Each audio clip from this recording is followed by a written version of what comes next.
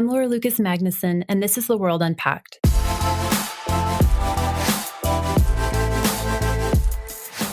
Other news, China closed off Wuhan, a city of 11 million people, in an unprecedented effort to contain a deadly virus. At the same time, Italy has overtaken China to have the world's highest reported death toll from the coronavirus.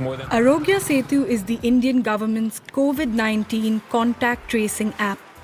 The mandatory use of the app led to a huge outcry from data privacy and anti-surveillance activists. Despite limited resources, Vietnam has been able to bring the outbreak under control so far. Let's turn to the coronavirus pandemic, which clearly continues as the number of confirmed cases here in the United States is now approaching 2 million. The World Health Organization. This week, I'm joined by Rachel Kleinfeld, a senior fellow in Carnegie's Democracy, Conflict, and Governance program. She was also the founding CEO of the Truman National Security Project. Rachel, thanks so much for joining us. A real pleasure, Laura. Rachel, the coronavirus pandemic has put a strain on governments around the world, whether they're democratic or authoritarian. And we've seen some Western liberal democracies, Belgium, Spain, UK, Italy, France, certainly the United States, really struggle with the coronavirus. Why do you think this is? Well, actually, when you compare how democracies and authoritarian countries have handled the virus, there's really little correlation. Some democracies have done wonderfully, like Australia, Germany, Canada, New Zealand. And some authoritarian countries have done well, like Vietnam. And by the way, that also shows that how developed a country is matters less than how much it's invested in a well-functioning public health system. So you have more developed countries like the US with much more underdeveloped public health systems than a relatively poor, smaller country like Vietnam. The countries that have done really badly have one big thing in common, and that's less trust. There used to be this really tight correlation between trust and democracy during the Cold War. You had your open societies that had much higher trust in government and civic society and so on. And you had your authoritarian, totalitarian states that were closed, that had spies in your apartment buildings where people didn't trust one another. That is gone. The highest trust society in the world by a long shot is China. And yeah, while you can't trust all the stats coming from China by any means, numerous researchers using numerous methodologies are finding the same thing. Meanwhile, after 2008, after the financial crisis, trust just fell in France, but not in Germany, in Italy, in Spain. In the US, it's fallen off a cliff. Around 17% of our country trusts the government now. And trust in our fellow citizens, by the way, is really tightly correlated with trusting government. And so that means it's not just that people don't believe what the government says, don't follow public health advice. It also means they engage in a lot of antisocial behavior like hoarding, not wearing masks to protect other people, and so on. And the least trusting groups actually are not the people not wearing masks that you see in the media all the time. The least trusting groups in general tend to be the most marginalized. And all the countries that are having real trouble with the coronavirus are also having real trouble with inclusion. So you have a country like Singapore, an authoritarian country, which was doing pretty well with the virus. It forgot about the vulnerability of its migrant community, and that's where its second level outbreak happened. France with its suburban slums. The US, sadly, it goes without saying. And these more marginalized groups are more liable to get the virus. They have less access to remedies. They're less trusting of authorities for pretty good reason often. And so it's like having that level of inequality is like having this open wound in your body politic that just can't let the country heal. Let's talk more about the United States in this context. Because we're recording, this podcast during a week of protests that were sparked by police brutality and pain and anger over systemic racism, but were probably exacerbated by the effects of the pandemic, the inequalities it's deepened. How are you thinking about this moment in this context? So the U.S. wound has been open for a very long time, and every time it starts healing a little bit, scabs over, something pulls it off again. And now we're pouring in a lot of salt to continue the metaphor. I mean, if you're an African American over the last 3 months, it's not just that you see the stats over the last number of years that you're the last hired, the first fired, that you're entrepreneurs who managed to pull themselves out of poverty and build fine small businesses have been the worst hit by the coronavirus closures, that your people are getting this virus and dying from this virus at the highest numbers. I'm a mother of 2 girls. Imagine you're trying to raise your kids in this environment. What do you tell them?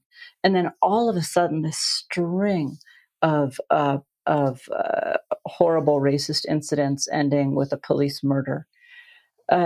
It's a lot of salt to take. And I think the takeaway is, first of all, that it's also an opportunity for change, that every crisis carries within it that opportunity. And I hope our country can use it. And one part of that opportunity is practical. One part is philosophical. I was raised in a family that argued kind of the Reaganomics era, that a rising tide raises all boats. As long as everybody's getting wealthier, if everybody's getting better, it doesn't matter if some people are pulling very far ahead. The research actually doesn't, if only. The research actually doesn't support that at all. That's true for some level of inequality. But when inequality gets too great, humans are social animals. We care a huge amount about our status relative to other people. And when you get immense equality, you get immense problems. You get elites that capture the state and start using tax policies and other policies to their benefit, and creating this vicious cycle where the state more and more benefits those who are elites. You get, from people who tend to turn inward with their problems, you get depression and other diseases. And we're seeing those diseases of despair among the white underclass. We're actually seeing mortality grow in America among the white underclass. You also see violence when people turn those feelings outward. And so both from African Americans and from whites who can't get ahead, you're seeing this bubbling up of anger at themselves because they can't get ahead, anger at others. And it's incredibly destructive to our community. When I look comparatively at other countries, I started a work on political violence much earlier this year because I saw things in our country that were mimicking what we see in countries leading up to conflict. And our intel community has been seeing the exact same things. And we'll come back to this, but I also wanted to follow up on the point about authoritarian governments. And, there's some instances of them, using the pandemic as cover to pursue other policies that perhaps were already in train. Is there any particular case or cases that you're looking at and watching closely? Oh, sure. I mean, there's been numerous examples of authoritarian governments using the cover of the pandemic to take these extraordinary measures, from Russia banning its protests to China undermine the laws that were supposed to govern Hong Kong for the next quarter century.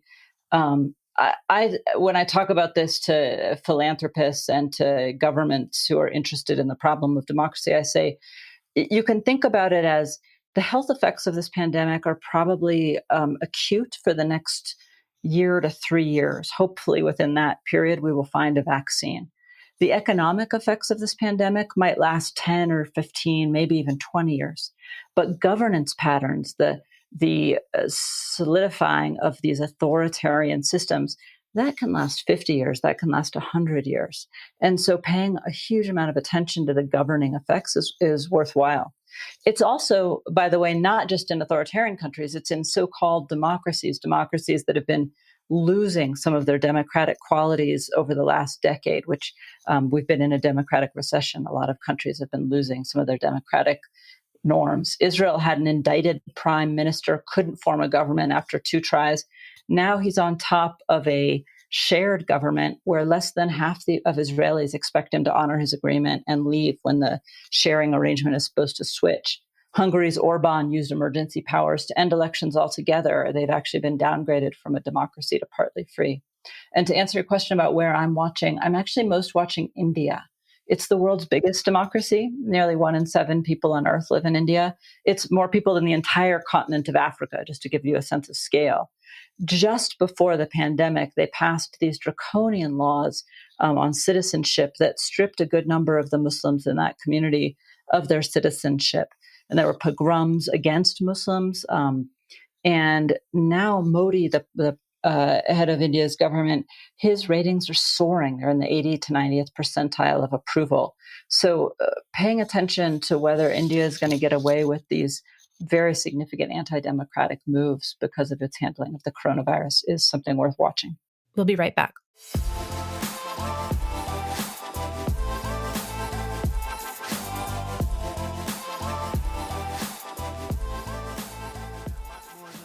We will do everything in our power to keep the infection and those carrying the infection from entering our country. We have no choice.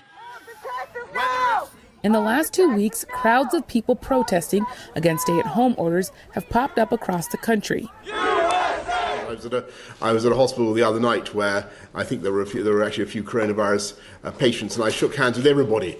As coronavirus tears an unforgiving path across the country, numbers show it is especially devastating to one group, African Americans. When you look at Rachel, let's talk more about polarization. In the United States and elsewhere, we've seen leaders use the pandemic to further their own political agendas. Can you tell us a little bit more about where we're seeing this phenomenon and what it means for those countries? We've seen polarized countries using the pandemic in two ways. They're taking two different paths. You have South Africa, for instance, highly polarized, that came together during the pandemic. The prime minister actually donated part of his salary to a unity fund and got his other ministers to do the same thing. And they're creating this whole narrative around unity, and they've gotten the virus much more under control. Similarly, in places that were really divided, like Australia with Morrison, a very divisive prime minister, but has been using much more inclusive rhetoric, putting scientists out front, getting control of the disease. South Korea, same thing, with transparency and good communication, overcoming really, really deep polarization. Those countries are polarized, but those politicians were not relying on polarization to gain and remain in power. In countries where the politicians are using the polarization in order to stay in power, where it's a weapon rather than an artifact of the way citizens have divided themselves, you have a very different story. So this is the United States, this is Brazil. Those politicians are still trying to use that weapon to further divide their countries. These entrepreneurial politicians who have found their wedge can use that wedge, whether there's a real divide or not, by the way. I mean, whoever cared about whether they wore a mask before or not, suddenly that's a political issue. And so that political type who is gaining ground on the polarization is the type that is causing the problem more than the underlying polarization of the country itself. Rachel, you also write a lot about nativism, which is the tendency to define a country not by laws or values, but by ethnic or religious terms. It's clearly being weaponized during the pandemic. Can you talk a little bit more about that? Sure.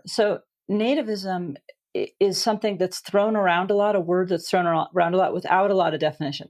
So first, let me just clarify what we mean by it.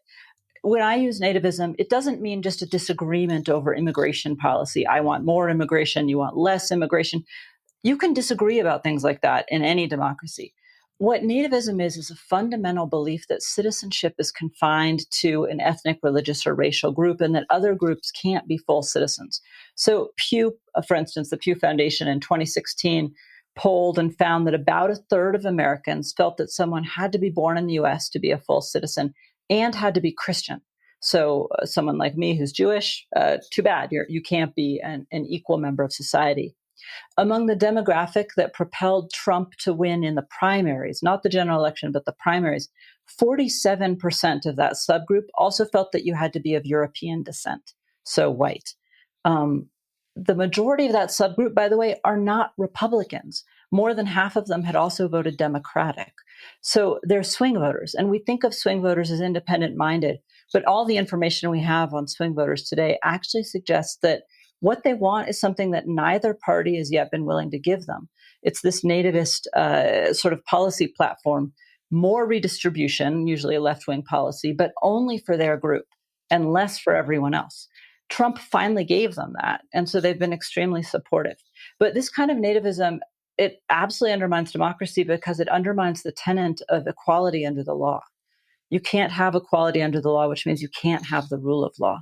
And so when politicians weaponize nativism, which is common in many ethnically defined parties, whether they're in Malaysia, Kenya, or now the United States, it undermines the notion of equal citizenship, and it undermines the very rule of law, which is, I think, what we're seeing in our streets right now.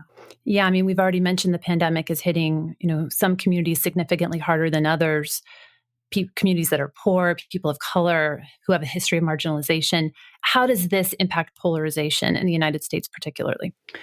So, and I promise we should talk about some more positive things by the end of this. We can get to the We will. I agree. There's a horrible governing pattern that I write about in my book, A Savage Order. And the governing pattern is the savage order that I'm referring to.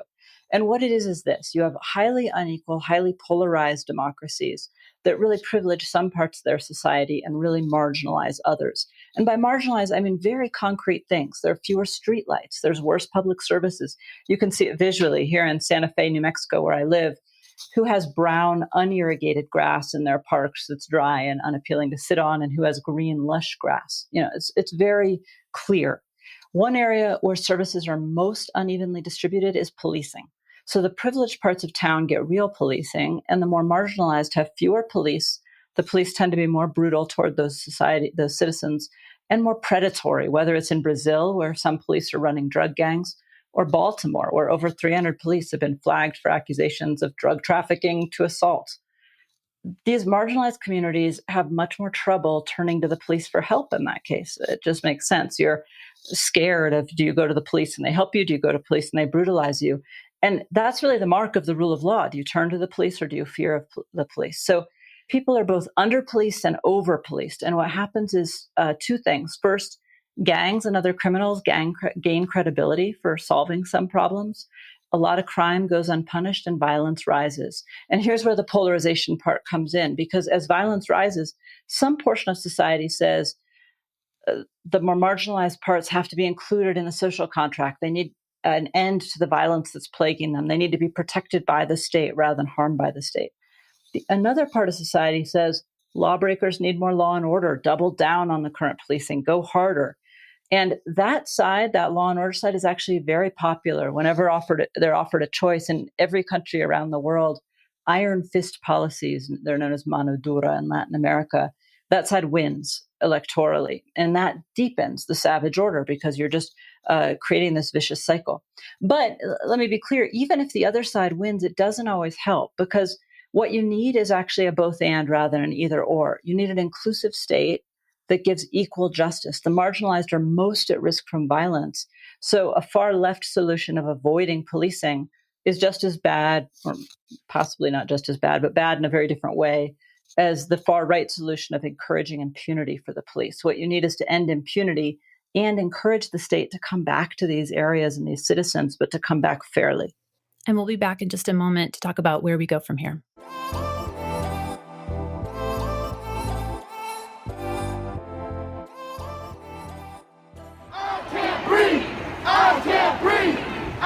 In a remarkable show of solidarity, protests against racism and police tactics are showing up around the world.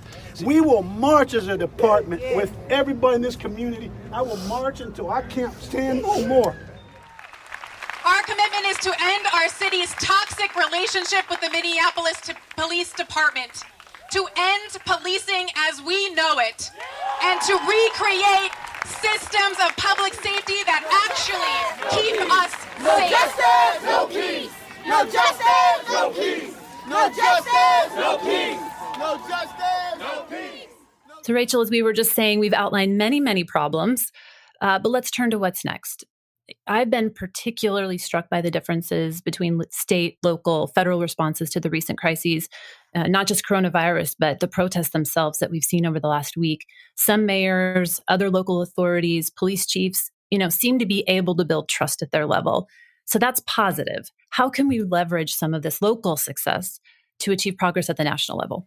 So you're absolutely right. I think the local and state levels are real bright spots, and we should be thinking about how to leverage them. I mean, one way is just hopefully those people will run for higher office eventually, although they can't take our governor here in New Mexico. We are very attached to her. But it's in societies that have these really negative democratic trends, but that have real federalism, where people can learn that some parts of government work, that helps cut against the distrust, and it helps build some trust in some level of government. That's really good from a civic standpoint.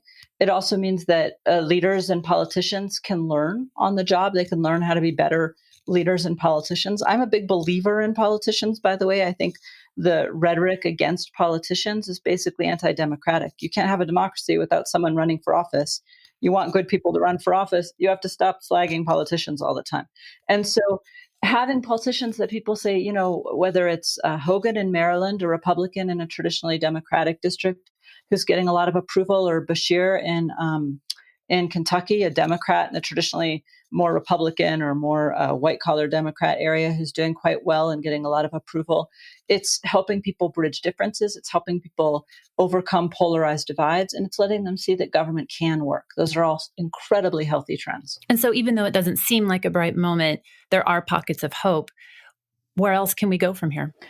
So first, let's recognize the many pockets of hope. I mean, it's not just the ones I've outlined. It's also that states are banding together to figure out how to reopen together, and they're sometimes banding together across red and blue lines. That's great.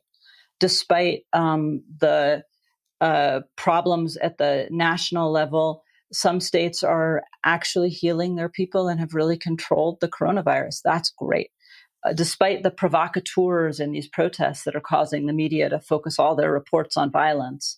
And by the way, those provocateurs are both Antifa, but also a number of white supremacists posing as Antifa online, as well as anti-government militias who are also anti-police.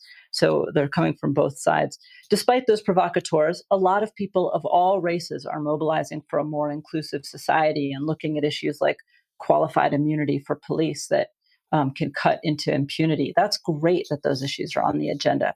My research shows that the first step for real change is a broad middle class that starts caring about the more marginalized.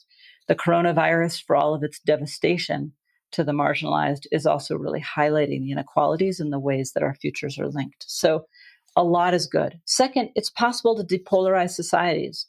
We know that while the fringes make the media, and the media tends to lump extremes with broader groups in a ways that makes the extremes seem much bigger than they are. Actually, if you look at polls, there's a growing number of Americans really looking for unity. That's great. We haven't seen that in a long time, that Americans want to come together. They're looking for politicians to help them come together. As for where we go, we have to defang those extremes, and we have to give those Americans that want a more unified society the chance to vote for that unity. Now, that's hard structurally. Primaries are the main way that extremes have taken over our politics. You get very low turnout in primaries. And so you've gotten more and more, and extremes tend to turn out. Your activist base on the left and right tend to turn out. So you have these small numbers of people, 3%, 5, 6% of your state, defining who's going to run for either party. Then, because we're so sorted as a society now, if I tell you what I drink, you know exactly where my politics are. My brother is conservative. We were joking the other day. He was talking about having a beer after he finished his workday. And I said, I'm having a hard kombucha. You know exactly everything else about us. We're so sorted in so many ways now that it means that if your primary has picked your party's person, you're probably going to vote for that person, almost no matter how extreme they are. So even if you don't agree with a lot of those belief sets. So altering the primary system is a key way that voters can actually vote their beliefs, not their identity.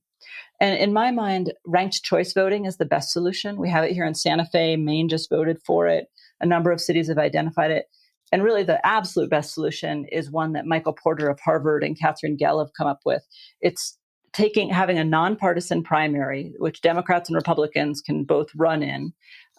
You take the top 5, regardless of their belief set, and then you have ranked choice voting. So that means that if you're in if you're in Berkeley, California, you might have 5 people running who are 5 different flavors of the left. And if you're in the deep South Alabama, you might have 5 different flavors of the right. And whoever ends up winning, you actually get a real sense of what their belief set is. Is this a socially conservative place or an economically conservative place? Is this a progressive working class place that wants more economic justice, or is it more about abortion and social justice issues or racial justice issues? And if you're a mixed place, you actually get to vote for people who represent both sides, people who are perhaps more centrist, rather than having an extreme takeover, as happens in Wisconsin all the time. It's not crazy to change these systems. People often, when I've brought up ranked choice voting, they say, changing the system seems really esoteric and crazy. We've changed our voting system many times. Primaries really only started taking off in the 20s and 30s and really only solidified in the 60s. So this is not anything new to change our systems. And a number of citizens are starting to do it. Well, that is encouraging. Pockets of hope indeed. Thank you, Rachel. Thank you so much. Till next time. Thanks for listening to The World Unpacked, produced by the Carnegie Endowment for International Peace. You can find us on iTunes, Spotify, or wherever you get your podcasts. Don't forget to rate and review us. It helps other people find the pod. Our audio engineer is Tim Martin, and our executive producer is Maya Krishna Rogers. For more information or to send us feedback or ideas, go to worldunpacked.com. We'll see you next time.